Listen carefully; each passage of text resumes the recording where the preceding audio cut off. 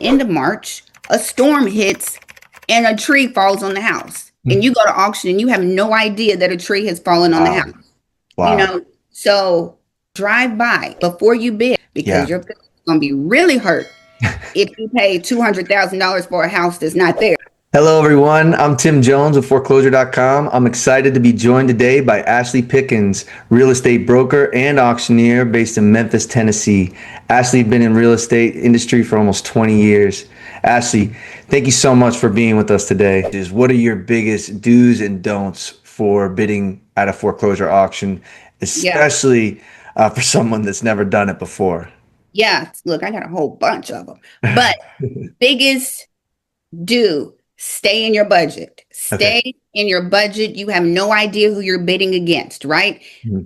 When I go to some of these rural counties, it's like the next door neighbor bidding on the house. So Mhm.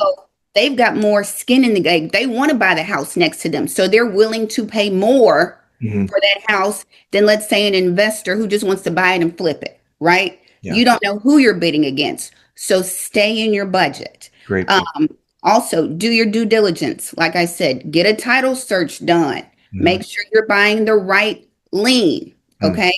Drive by that property. Y'all, you can, a lot of times at the auctions, properties get postponed for whatever reason. It can go up for auction on, let's say, January 1st. The homeowner that's still in there might file bankruptcy, and that'll cancel the auction and they'll push it to March, right? Mm. Then March comes and it goes back up for auction again. And then let's say at the end of March, a storm hits and a tree falls on the house. And you go to auction and you have no idea that a tree has fallen on the Wow. house. You Wow. know, so do drive by every before you bid. I always tell people 24 hours before you bid on a house, drive by that property because Yeah. you're going to be really hurt if you pay $200,000 for a house that's not there or got a tree on it, you know? Yeah. Um, Wow. Actually, like there's so many. When it comes to due diligence, be very particular is what I would say. There's a difference in 123 Main Street and 123 Main Boulevard or Central Boulevard, Mm. Central Cove. Yeah. Those are all very different houses, Wow. right? So you Yeah. have to make sure you're looking at the right house with the right address and all of that. Yeah. Uh, Also, check when you come to the auction, taxes are not included in your bid.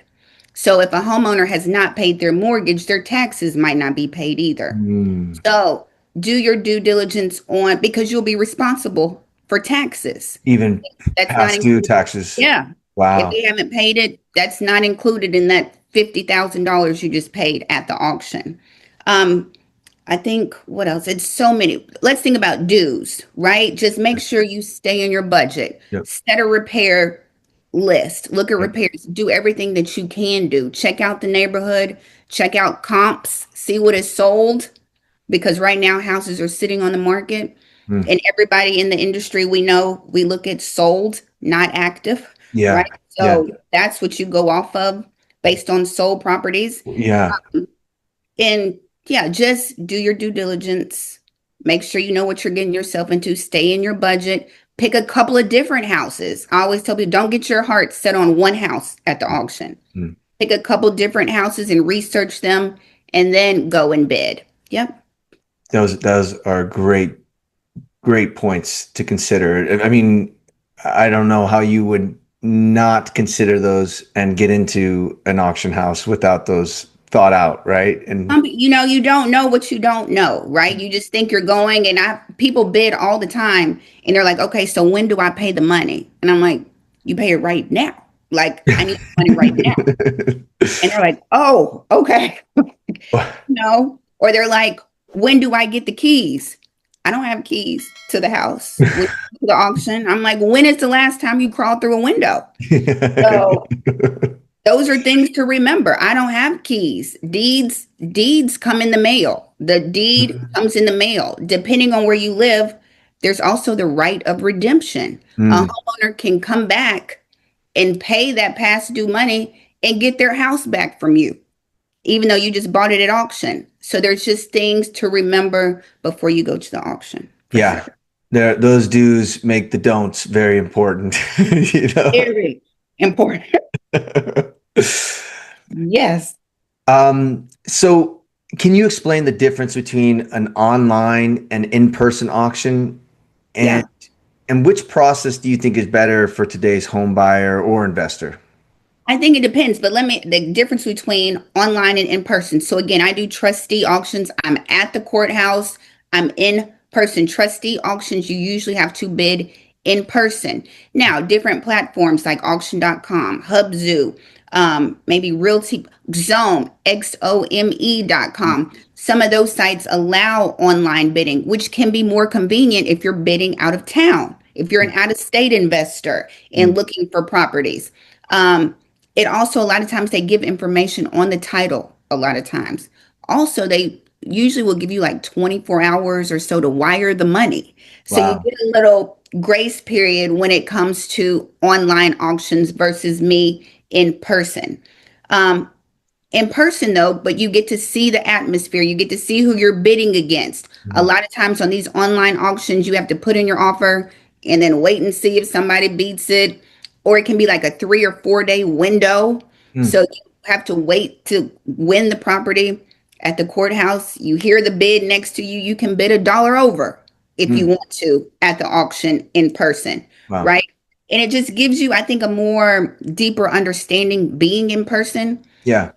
also. But when you think about online auction, that means it's more open. You have more people competing with you because they can Mm, come from anywhere in the country and can compete and bid on that one property. Where at the courthouse in person, it could be 6 people, 10 people, boom, restricted to who has the money and who has it on them. So, um, depending on where you live, what your, let's say, investment strategy is, mm.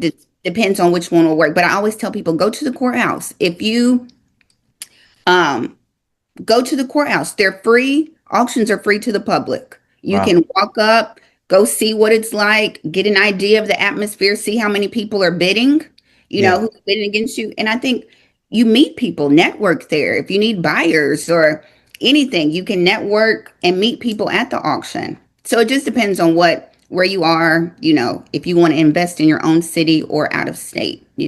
Wow. Okay, that definitely clarifies a lot. And this seems like there's a lot of value, even if you're not even ready to put a bid in for an auction, but to go there and to learn the process, to network, understand what people are doing. Absolutely. And yeah, no, I think that's very valuable information. Yeah, and some places see how quickly that bid gets bid up. Here Hmm, in Shelby County in Memphis, we go up by like $100 sometimes, or hmm, $1,000. If you're maybe in like California, Florida, it might be like 10,000, twenty hmm. thousand dollars. You know what I mean? Yeah, And yeah, that can, yeah, you can go through your budget real quick and you don't even get to say anything because you yeah. outbid.